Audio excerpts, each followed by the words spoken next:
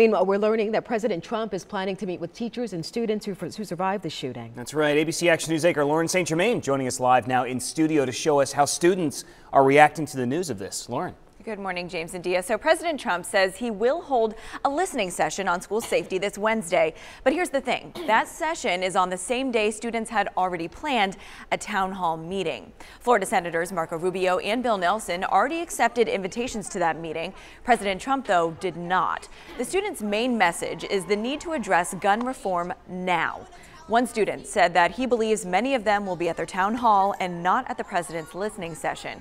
Also, that if the president wants to listen to them, he should have taken their first invitation.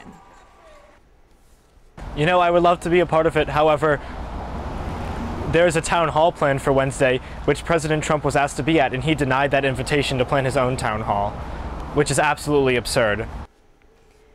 And these students already have another pretty big event planned on March 24th, a march on Washington, D.C., where they will push for stronger gun legislation. Meanwhile, families are burying their loved ones, and vigils are happening across the country. Coming up in just about a half hour at 6, I'll tell you about some candlelight vigils happening in the Bay Area today to support the victims of the shooting.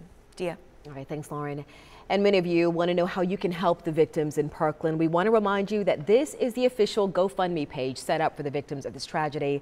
Florida Attorney General Pam Bondi says she has spoken with the operators of GoFundMe personally and that this is the safe account to donate to.